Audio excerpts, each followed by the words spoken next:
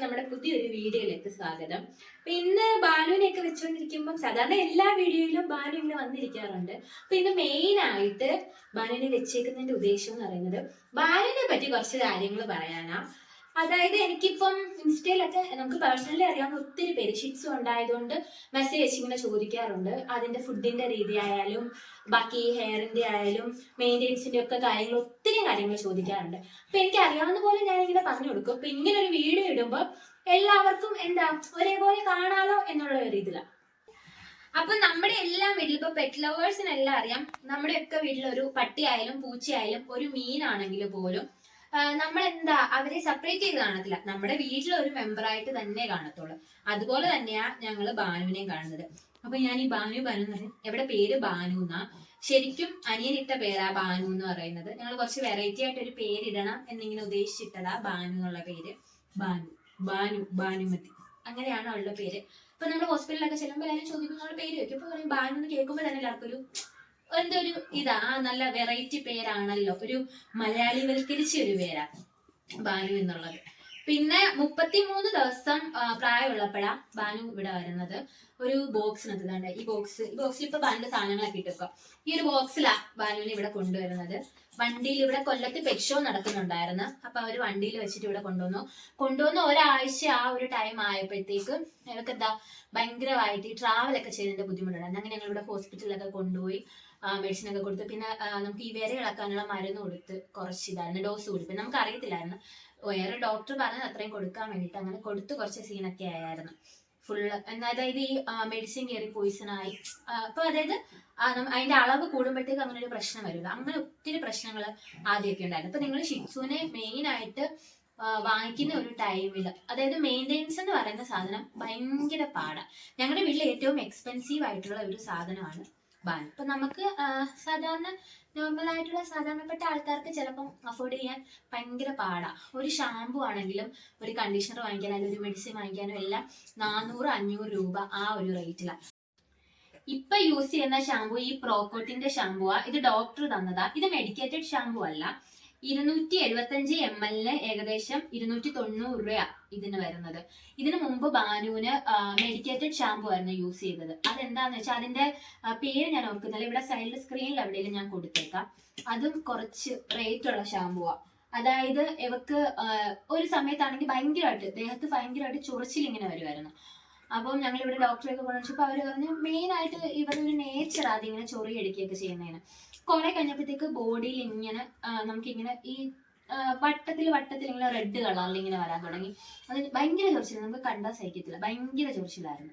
അങ്ങനെ ആയ സമയത്ത് ഞങ്ങൾ ഇവിടെ വേറൊരു ഹോസ്പിറ്റലിൽ കൊണ്ട് കാണിച്ചപ്പോഴാണ് നമ്മുടെ ഫ്ലോർ ക്ലീൻ ചെയ്യുന്ന നമ്മുടെ ലോഷനില്ലേ അത് ഇവർക്ക് പിടിക്കത്തില്ല. അതായത് നമ്മൾ സാധാരണ സൂപ്പർ മാർക്കറ്റിൽ നിന്നൊക്കെ വാങ്ങിക്കുന്ന ലോഷൻ വെച്ചിട്ട് നമ്മുടെ ഫ്ലോർ ക്ലീൻ ചെയ്ത് കഴിയുമ്പോൾ അത് ഇവർക്ക് അലർജി ഉണ്ടാക്കും.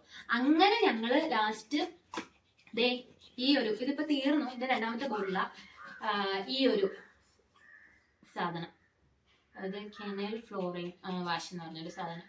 ഈ ഒരു ഇതാണ് ഈ ഫ്ലോർ ക്ലീനർ പോലും ഞങ്ങള് ഇങ്ങനെയാണ് യൂസ് ചെയ്യുന്നത്. ബാനുവിന് വേണ്ടിയിട്ട് അവക്ക് ഇത് ആവശ്യമാവുന്ന രീതിക്കുള്ള ഫ്ലോർ ക്ലീനർ ആണ് ഞങ്ങൾ ഇത് വാങ്ങിക്കുന്നത്. ഇതിനും ഏകദേശം അത്യാവശ്യം ഒരു 200-250 രൂപയ്ക്കകത്ത് റേഞ്ചാ. കുറച്ചുകൂടെ കഴിയുമ്പോൾ പെട്ടെന്ന് തീർന്നു നമ്മുടെ അതിന്റെ കൂട്ടല്ല. അപ്പൊ അതുപോലും ഞങ്ങൾ അങ്ങനെയാ യൂസ് ചെയ്യുന്നത്. അപ്പൊ നിങ്ങൾ മെയിൻ ആയിട്ട് ഇങ്ങനെയൊക്കെ കുറെ കാര്യങ്ങൾ ശ്രദ്ധിക്കണം. ഇപ്പൊ നിങ്ങളുടെ ഫ്ലോർ ക്ലീനറിന്റെ കാര്യമാണെങ്കിലും, കാരണം അതൊന്നും ഇവർക്ക് പിടിക്കത്തില്ല, ഭയങ്കരമായിട്ട് ഇൻഫെക്ഷൻ ആവും, സ്കിൻ ഇൻഫെക്ഷൻ നല്ലപോലെ ഉണ്ടാവും. തന്നെ ഇവരുടെ ഒരു നേച്ചറിനെ പറ്റി പറയാം. ഒരു സെലിബ്രിറ്റി ഡോഗ ഷിറ്റ്സു എന്ന് പറയുന്നത് ഒരു സെലിബ്രിറ്റി ഡോഗ.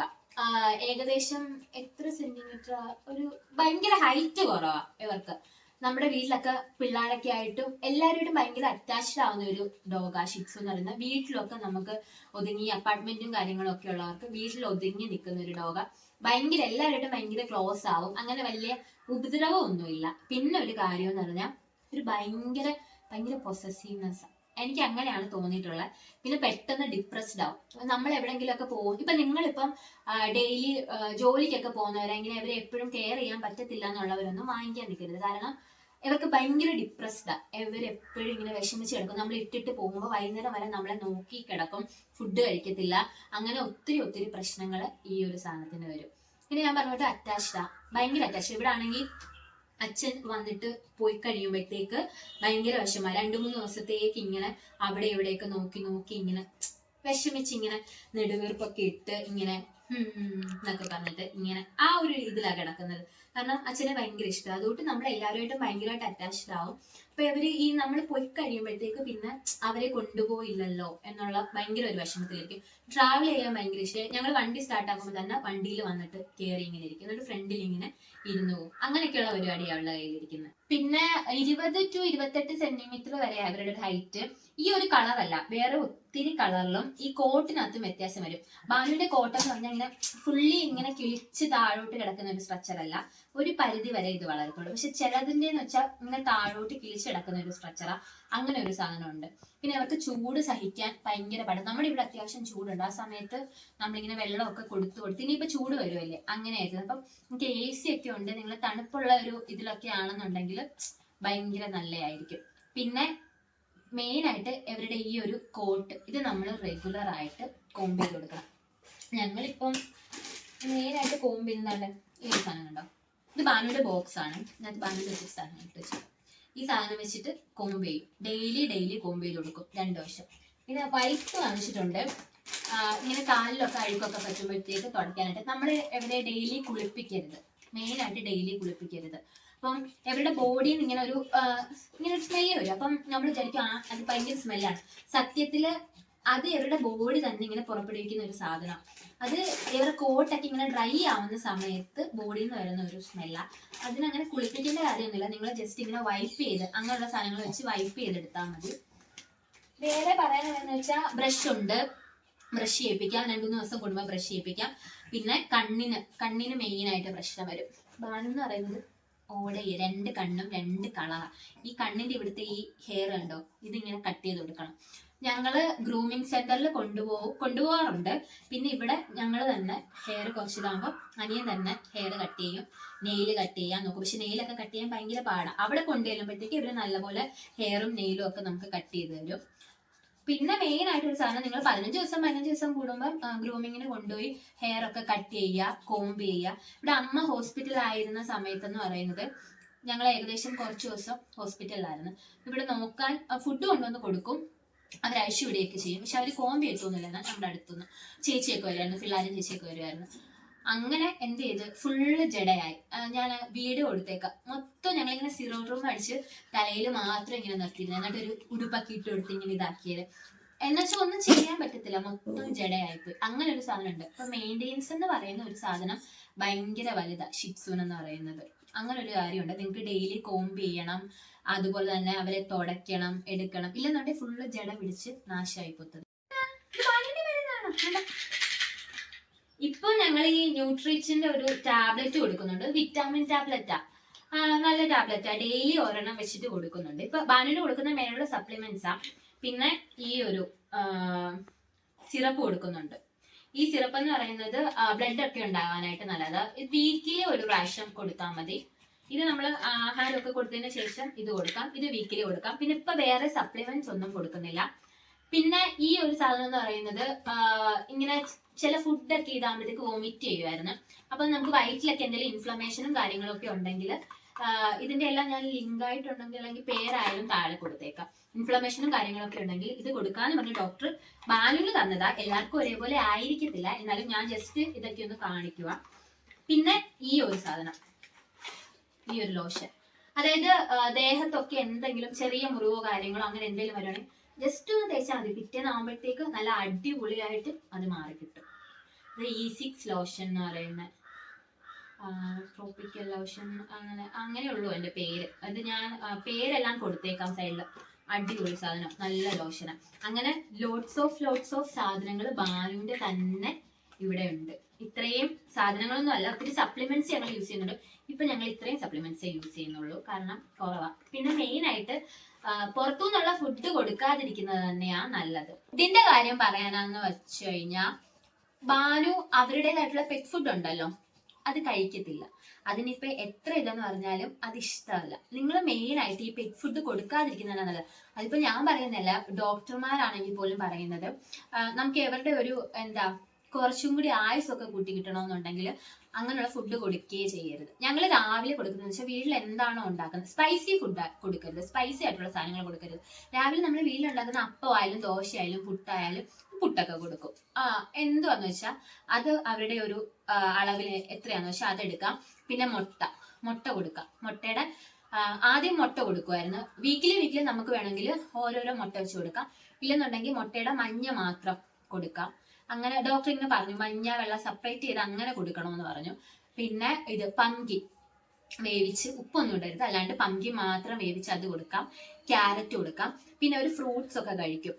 മെയിനായിട്ട് ഫ്രൂട്ട്സ് കൊടുക്കരുതെന്ന് പറയുന്നത് ഗ്രേപ്പ് കൊടുക്കരുത്, പിന്നെ അവക്കാഡോ കൊടുക്കരുത്, ഉള്ളി ഐറ്റംസ് ഒന്നും, പച്ചക്കറിക്കകത്ത് വരുന്ന ഉള്ളി ഐറ്റംസ് ഒന്നും കൊടുക്കരുത്. കാരണം ഇതൊക്കെ അവർക്ക് ഇതായിട്ട്. അല്ലാണ്ടുള്ള നമുക്ക് ഉരുളക്കിഴങ്ങ് വേവിച്ചത് ഞങ്ങൾ കൊടുക്കാറുണ്ട്. പക്ഷെ ഉരുളക്കിഴങ്ങ് വേവിച്ചത് കൊടുക്കുമ്പോൾ നമ്മുടെ കൂട്ടാൻ ഇവർക്ക് ഗ്യാസിന് ഇഷ്യൂ വരും. അങ്ങനെ ഒരു സാധനങ്ങളുണ്ട്.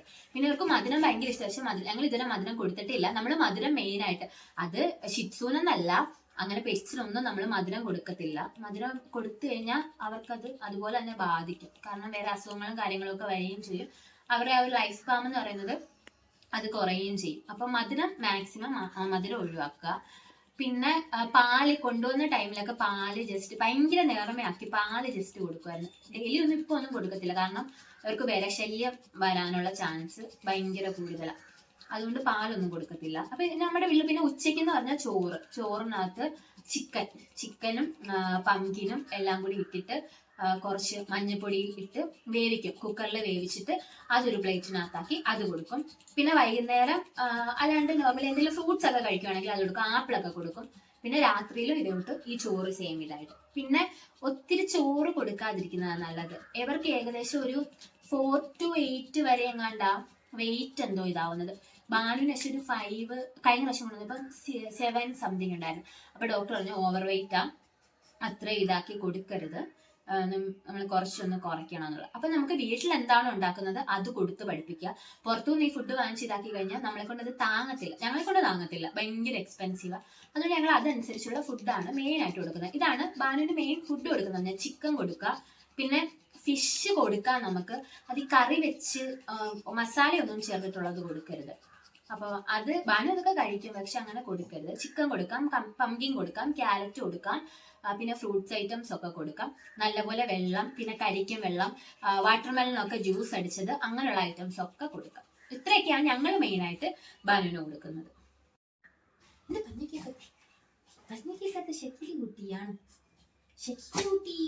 കുട്ടിയാണോ ഇത്? എല്ലാ ഇതിനൊക്കെ ഉടുപ്പ് തയ്ക്കും. എന്റെ എല്ലാ ഫോട്ടോ കാണിച്ചു തരാം. ഇത് ഒരു ഫോട്ടോഷൂട്ടിനായിട്ട് തയ്ച്ചതാ. പിന്നെ ഓണത്തിന് തയ്ച്ചതായിരുന്നു ഈ പാവാടയും ഇതിന്റെ ഉടുപ്പ്. ഇത് അവളുടെ ബോക്സ്, അതിനകത്ത് എല്ലാം ഇട്ട് ഇങ്ങനെ വെച്ചേക്കും. ഒത്തിരി സാധനങ്ങളുണ്ട്. പിന്നെ വീട്ടിലിടാൻ ടീഷർട്ട് ഉണ്ട്. ഓരോരോ ദിവസം ഓരോരോ ടീഷർട്ട് ഇങ്ങനെ കഴുകിയിടും. ഹിമാലയയുടെ ഷാമ്പൂ ഇല്ലേ, ആ ഷാമ്പൂവിനകത്ത് ഞങ്ങൾ ഇത് കഴിയുന്നത്, അല്ലാണ്ട് സോപ്പ് യൂസ് ചെയ്യത്തില്ല. കുഞ്ഞു കുറെ ടീഷർട്ട്. പിന്നെ ഇത് ബാനുവിന്റെ ടെഡി. അവർക്ക് മെയിൻ ആയിട്ട് ഫേവറേറ്റ് ആയിട്ട് ഇങ്ങനെയുള്ള കുറെ ടോയ്സ് ആണ്. അതിലൊരാള് ഫേവറേറ്റ് ആയിരിക്കും. അതിനെ കഴിവാൻ എടുത്തിട്ടേക്കുക. ഇപ്പൊ ഇതിനെയും കൊണ്ട് നടക്കുന്നത്. പിന്നെ വാക്സിനേഷന്റെ കാര്യം പറയുകയാണെങ്കിൽ നമ്മൾ കൊണ്ടുവന്ന ടൈം തൊട്ട് വാക്സിൻ ഒരു 2, 3, 4, 5 വാക്സിൻ എടുത്തു. വാക്സിൻ വെച്ചാൽ റാബിസിന്റെ വാക്സിൻ എടുത്തു. പിന്നെ ബൂസ്റ്റർ ഡോസ് ഉണ്ട്. പിന്നെ ഈ മറ്റേ പാർവോ വൈറസിന്റെ അതിന്റെ ഡോസിന്റെ വാക്സിൻ ഫുള്ള് ഞങ്ങൾ കൊണ്ടുവന്ന ടൈമിൽ എടുത്തേ. ഇപ്പൊ ബാനുവിന് ഏകദേശം ഡിസംബർ ആയപ്പം 1 വയസ്സും 3 മാസം ആവാൻ പോകുന്നു ബാനുവിന്റെ പ്രായം. അടുത്ത വർഷത്തെ ഡോസ് ഇതോട്ട് തുടങ്ങി 15-ാം തീയതി ആയിരുന്നു. അപ്പൊ ഞങ്ങള് ആ ഡോസും സ്റ്റാർട്ട് ആയിട്ടുണ്ട്. അപ്പം ഈ ഇയറിൽ ഫുള്ള് ഇങ്ങനെ അത് ഫുള്ള് എടുക്കണം. അപ്പൊ നിങ്ങൾ വാക്സിൻ മെയിൻ ആയിട്ട് അവർക്ക് എടുത്തേക്കണം. റാബിസിന്റെ വാക്സിൻ എടുക്കണം. പിന്നെ നമ്മുടെ സാധാരണ നാടൻ പട്ടികളുടെ കൂട്ടല്ല, ഈ റെസിസ്റ്റ് ചെയ്യാനുള്ള കഴിവ് ഭയങ്കര കുറവാണ്. അതുകൊണ്ട് ഈ വൈറസ് അങ്ങനെയുള്ള സാധനങ്ങളൊക്കെ പെട്ടെന്ന് കയറി അവരെ ഇൻഫെക്ട് ചെയ്യും. വേറെയുള്ള പട്ടികളുടെ അടുത്തോട്ട് മാക്സിമം വിടരുത്. നിങ്ങളുടെ വീട്ടിൽ പട്ടി ഉണ്ടെങ്കിൽ, അത് ഞാൻ വേറൊരു കാര്യം പറയാം. ഇവിടെ വേറൊരു പട്ടിയുണ്ട്, ഒരു നാടൻ പട്ടിയുണ്ട്. അപ്പം അതിനെ ഇവർക്ക് ഇഷ്ടമല്ല. നാടൻ പട്ടി ഉണ്ടെന്ന് പറഞ്ഞില്ല, അവളുടെ പേര് റാണി എന്ന്. അപ്പം അവളുടെ അടുത്ത് ഇങ്ങനെ പോകും. അമ്മ ഫുഡൊക്കെ കൊടുക്കാനായിട്ട് പോകുന്ന സമയത്ത് അവളുടെ അടുത്ത് ഇങ്ങനെ പോവുകയും ഭയങ്കരമായിട്ട് കുരയ്ക്കുകയും എടുക്കുകയൊക്കെ ചെയ്യും. അങ്ങനെ അതിന്റെ അടുത്ത് അതിനെ പുറത്തോട്ട് അങ്ങനെ വിടത്തില്ല. അങ്ങനെ അതിന്റെ അടുത്ത് പോയാൽ ഇവർക്ക് തിക്ക് ഇങ്ങനെ 1-2 എണ്ണം കിട്ടിയായിരുന്നു. അപ്പൊ ഇങ്ങനെ ഡോക്ടർ പറഞ്ഞ് വേറെ പട്ടികളുണ്ടെങ്കിൽ അതിന്റെ അടുത്തോട്ട് വിടരുത്. പിന്നെ അവര് വേറെ പട്ടികളായിട്ട് ഒന്നും ചെയ്യത്തില്ല, ഇഷ്ടമല്ല, വേറെ പട്ടികളെ ഒന്നും ഇഷ്ടമല്ല. ഭയങ്കര പൊസസീവാ. അവർ മാത്രമേ ആവുള്ളൂ എന്ന് വെച്ചാൽ എല്ലാരും എന്റേതാണ് എന്നുള്ള ഒരു ഇതുണ്ട്. കാരണം എല്ലാരും അവളുടെ. അപ്പൊ ഇപ്പൊ ഇവിടെ ഞാൻ പറയും എന്റെ അമ്മയാണ്, ഇപ്പൊ പറയും അവിടെ പോയി കുരയ്ക്കും, അല്ലെ എന്റെ അച്ഛനാണ് അപ്പൊ അങ്ങനെ അവിടെ വന്ന് ബഹളം വയ്ക്കും. പക്ഷെ എല്ലാരും അവളെ അപ്പൊ അച്ഛന്റെ മടി കയറിയിരിക്കും, ഞാൻ വീടിനകത്ത് ഉണ്ടെന്ന് തോന്നി ഞാൻ കൊടുത്തേക്കാം, അങ്ങനെയൊക്കെ കുറെ പരിപാടിയുണ്ട് ഇവർക്ക്. മെയിൻ ആയിട്ട് എന്താണ് ഈ മെയിൻറ്റെയിൻസിന്റെ പ്രശ്നമാണ്. നമ്മൾ മെയിൻറ്റെയിൻസ് ചെയ്യാൻ കുറച്ച് ബുദ്ധിമുട്ടുള്ള കാര്യം. പക്ഷെ ഭയങ്കര സ്നേഹമാണ്. ഞങ്ങൾ ഇങ്ങനെ കൊണ്ടുവന്ന ടൈമിൽ ഇങ്ങനെ നോർമല് നമ്മൾ പട്ടി വാങ്ങിച്ചപ്പോൾ ആ ഒരു ഇത്. പക്ഷെ നമ്മുടെ ഇപ്പൊ ലൈഫിൽ ഇങ്ങനെ മാറ്റി വെക്കാൻ പറ്റാത്ത ഒരു ഇത്. എവിടെയെങ്കിലും പോയി കഴിഞ്ഞാലും ഞങ്ങൾ ഇങ്ങനെ ഇവിടെ നിർത്തിയിട്ട് പോകുമ്പോൾ ഫുഡ് എല്ലാം സെറ്റ് ചെയ്തിട്ടാ പോകുന്നത്. എന്നിട്ട് വൈകുന്നേരം ഇങ്ങ് വരും. അപ്പൊ ഇങ്ങനെ വെപ്രാളം. അപ്പൊ അമ്മ കഴിച്ചാണോ. പിന്നെ മെയിൻ ആയിട്ട് ഞാനൊരു കാര്യം പറയാം, ഇവർക്ക് നിങ്ങൾ ഫുഡ് ഇങ്ങനെ വാരി കൊടുത്ത് പഠിപ്പിക്കരുത്. വാരി കൊടുത്ത് പഠിപ്പിച്ചു കഴിഞ്ഞാൽ കഴിക്കത്തില്ല. വാരി കൊടുത്തോണ്ടേ ഇരിക്കണം. വാരി കൊടുക്കാതെ തന്നെ ആദ്യമേ ശീലിപ്പിക്കും. ഇപ്പോൾ ആദ്യം നല്ലോണം ഫുഡ് കഴിക്കുമായിരുന്നു, പിന്നെ അമ്മ വാരി കൊടുത്ത് ഇപ്പൊ വാരി കൊടുക്കാതെ ഫുഡ് കഴിക്കത്തില്ല. നമ്മൾ എവിടെയെങ്കിലും ഒരു പോകുമ്പോൾ ഉള്ളൊരു പ്രശ്നം എന്താ, ഇവര് ഫുഡ് കഴിക്കാതെ ഇങ്ങനെ കിടക്കും. അത് ഭയങ്കര ഒരു ഇതല്ലേ. പിന്നെ വെള്ളം നിങ്ങൾ എപ്പോഴും അതിന്റെ നോസ് ഉണ്ടല്ലോ, ഇവരെ നോസിൽ ഇങ്ങനെ ടച്ച് ചെയ്ത് നോക്കണം. ഡ്രൈ ആയിട്ട് ഇരിക്കുകയാണെന്നുണ്ടെങ്കിൽ വെള്ളം കൊടുക്കണം. എവർ ഡ്രൈ ആണെന്നുള്ളതിന്റെ മെയിൻ ആയിട്ടുള്ളൊരു ഇതാ, അവിടെ ഇങ്ങനെ ഗ്ലോസി ആയിട്ടിരിക്കത്തില്ല, വെള്ളം ബോഡിയിൽ ഇല്ല എന്നുള്ളതിന്റെ ഒരു ഇതാണ്. ഇവിടെ ഇങ്ങനെ ഡ്രൈ ആയിട്ടിരിക്കും, ഗ്ലോസി ആയിട്ടിരിക്കുന്നത്. ഗ്ലോസി ആയിട്ട് ഇരിക്കുകയാണെങ്കിൽ അവരുടെ ബോഡിയിൽ നല്ല വാട്ടർ കണ്ടന്റ് ഉണ്ട്. ഇല്ലാന്നുണ്ടെങ്കിൽ നിങ്ങൾ വെള്ളം കൊടുക്കുക. നമ്മുടെ ഫീഡിംഗ് ബോട്ടിൽ പോലെയൊക്കെ ഉള്ളത് കിട്ടും, അതിലൊഴിച്ച് വെള്ളം കൊടുത്താൽ ഇവർ കുടിക്കും. ഇല്ലെന്നുണ്ടെങ്കിൽ വെച്ച് കൊടുത്താൽ വെള്ളം നോർമലി കുടിച്ചോളും. അപ്പം എപ്പോഴും വെള്ളത്തിന്റെ കാര്യം ഒരു ഇതാക്കണം. ചൂട് തീരെ സഹിക്കാൻ പറ്റത്തില്ല, അങ്ങനെ ഹീറ്റ് സ്ട്രോക്ക് ഒക്കെ വരും അവർക്ക്. അപ്പം ആ വെള്ളത്തിന്റെ ഇത് നിങ്ങൾ മെയിൻ ആയിട്ട് അത് മെയിൻറ്റെയിൻ ചെയ്യണം. പിന്നെ കരിക്ക്, പിന്നെ ജ്യൂസ് ഐറ്റംസ്, വാട്ടർമെലനൊക്കെ വെച്ചിട്ട് ജ്യൂസ് ഐറ്റംസ്, അങ്ങനെ കുറേ സാധനങ്ങൾ ആക്കണം. എപ്പോഴും ഇങ്ങനെ നമ്മളിങ്ങനെ ബെല്ലിയിൽ ഇങ്ങനെ റബ്ബ് ചെയ്ത് കൊടുക്കാൻ വേണ്ടിയിട്ട് ഇവിടെ ഇങ്ങനെ വന്ന് കിടക്കും. അങ്ങനെയുള്ള കുറേ കാര്യങ്ങളുണ്ട്. കണ്ണിന് മെയിനായിട്ട് പ്രശ്നം വരും. പിന്നെ മൂക്കില് ശ്വാസം മുട്ടിൽ വരും. നിങ്ങളിങ്ങനെ ഇടയ്ക്കിരിക്കുമ്പോൾ ഭയങ്കര ശ്വാസം വലിക്കുന്ന പോലെ. അങ്ങനെ ആകുമ്പോൾ നിങ്ങൾ കുറച്ച് ഈ മൂക്ക് ജസ്റ്റ് ഒന്നിങ്ങനെ കുറച്ചെല്ലാം തപ്പി പിടിച്ചേക്കണേ അവരുടെ.